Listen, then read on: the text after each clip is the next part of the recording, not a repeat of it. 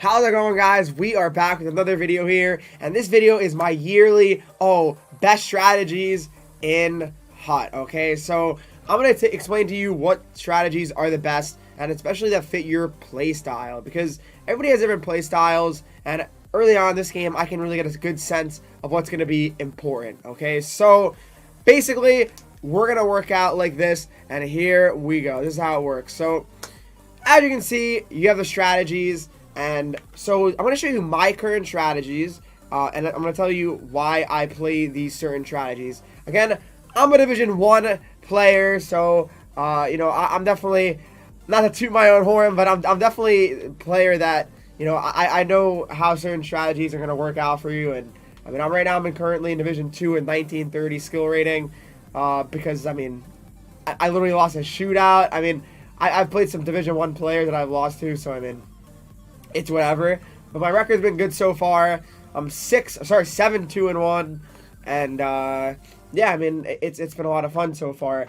I've had success, so that's all you can really ask for. But all right, let's move on to the strategies portion. All right, so as you can see, my strategies are set like this right now. Okay, so very similar to how I actually ended the year with these strats.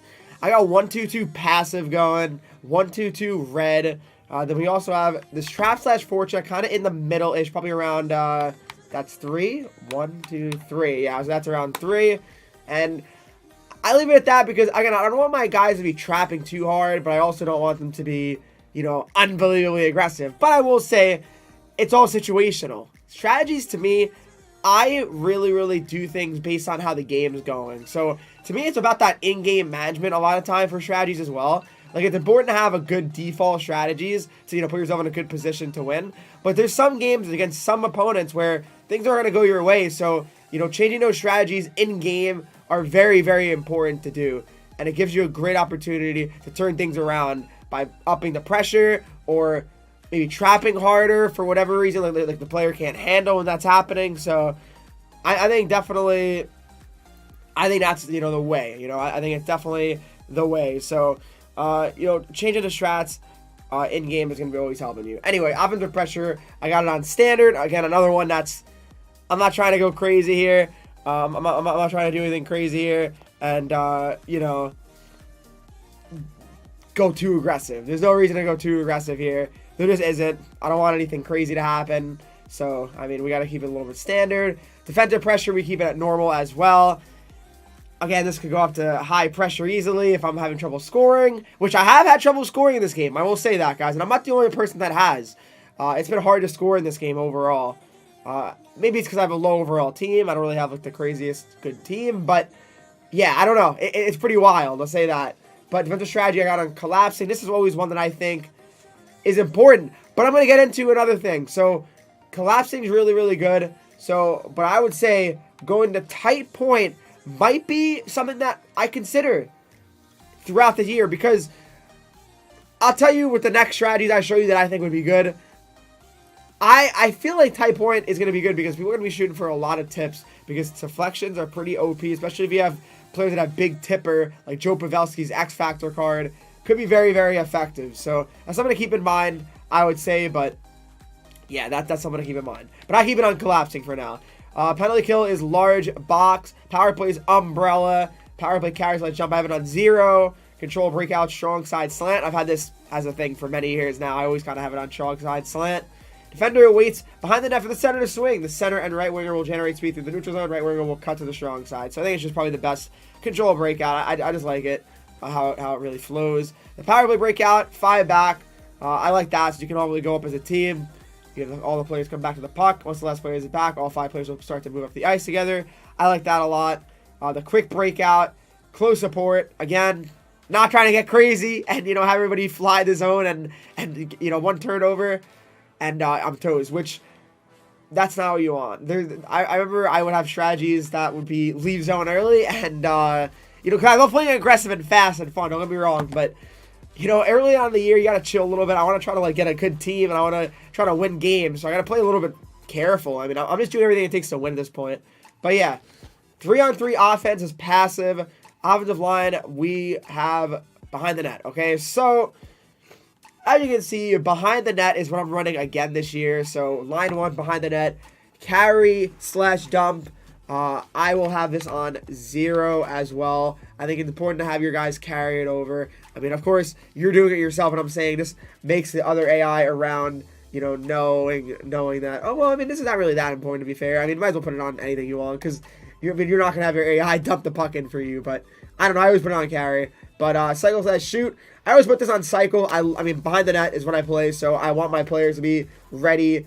Yeah, exactly. I want them to be ready for looking a pass out in front or whatever like that. Just like keep it down low and then eventually find a guy and I can just like maybe get a nice snipe or something like that. That's what I like. But efficiency slash energy. So that's the other thing too. So I usually put this around half because I think you don't want them using completely, you know, just the energy, but you don't want them to be efficiency, like that's it. And then like they're gonna conserve their energy all game. You know, that's not what you want. So yeah, don't block slash block. I mean, this is something I kind of mess with too. Usually I actually keep it on 0 because a lot of times I would find it when I had it on like 10, my guys would be screening my goalies, so that would be really, really unfortunate. But yeah, so that's what they are going to be pretty much for every line. So yeah, that's what they are for every line. I didn't really update these, but these are the line. These are the things you're gonna want. All right, so. And yeah, that was a mistake. But yeah, so that's what you want pretty much for every line, I think. And defensive pairing, do not mess with this either. You want them to hold the line, and you want them to cycle and shoot.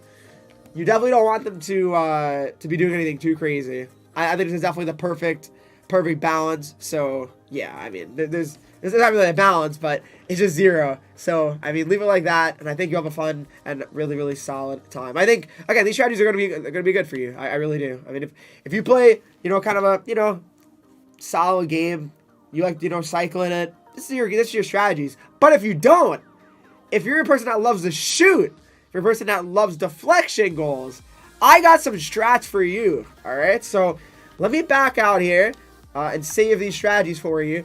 But let's create a new lineup, all right? So the strategies you're going to want to run, all right, these are going to be what they are. So if you're the type of person that loves just shooting, getting tips, big rebound goals, grind them out hockey, I respect it. It's a good style to play, especially in NHL 22 right now. I believe the gameplay really does suit you more than even myself. But here we go. So the forecheck, I would say still leaving it at 1-2-2 passive is what you want. You don't want them to be too aggressive. 1-2-2 red is fine. Trap slash forecheck, I would say put maybe a little bit higher here, but you know, nothing too crazy. Offensive pressure, I'll leave it on standard. Defensive pressure, I'll put it on puck side attack. Defensive strategy, I will honestly put it on tight point, you know, because maybe you're gonna be playing this way, and your opponent's gonna be like, oh, maybe I should play this way. So yeah, I think that's what you want to do. But penalty kill, large box is fine. Power play, umbrella. Power play carry slash dump, 0. Control breakout, I still think it should be strong side slant. Power play breakout, 5 back, that's fine. Close support, passive.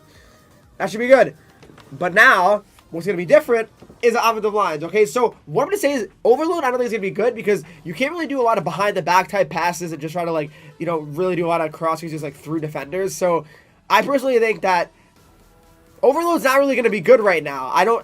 Maybe unless the high overall players make it that passing so much better. But right now it's very hard to connect on passes. And low-key, I might go as far as saying these strategies might be better, but they're just something I'm not used to. It took me a while to get used to. But this might be better. It really might be. But you want to use crash the net, okay? So there's a lot of rebound, deflection type goals I've been seeing. So I think it's going to be really, really an effective one for you guys. So right now I want you guys to, you know, have it carry over there, cycle slash shoot. If anything, you want this to be a little bit higher. Not that it really matters too much again, but I'll put this in the middle as well. And yeah, you want to put everything on crash the net, okay? Because crash the net is going to be one of your more effective strategies this year, I really do believe. It really has a lot of potential to be a very strong strategy all year because of how effective the deflections are with the X factor of a big tipper. It really, really has a good chance to be something special that could really, you know, really make a difference out there and all year, I truly believe. So, defensive pairing, I would also leave this at 0-0 because, I mean, that's what you want. You don't want your guys to be, you know, trying to keep the point keep the puck in every time at the point, and they'll turn it over, then you'll be giving up breakaways 2-on-1. You don't want that. But overall, to me, these are the two best strategies. I really don't see how Overload is a viable option right now. At least it could change, you know, with better cards coming out and stuff like that. But I don't know. I mean, remember, guys, if you have any questions about strategies or any type of videos you want me to upload, let me know. If you guys did enjoy this video, please leave a like, subscribe. If you're new to the channel here, follow me on Twitch, Henreek, Instagram, Twitter, TikTok, Henreek with 3 E's, and join the Discord and talk to me, followers and subscribers of the channel. As always, guys, I will see you all in the next video.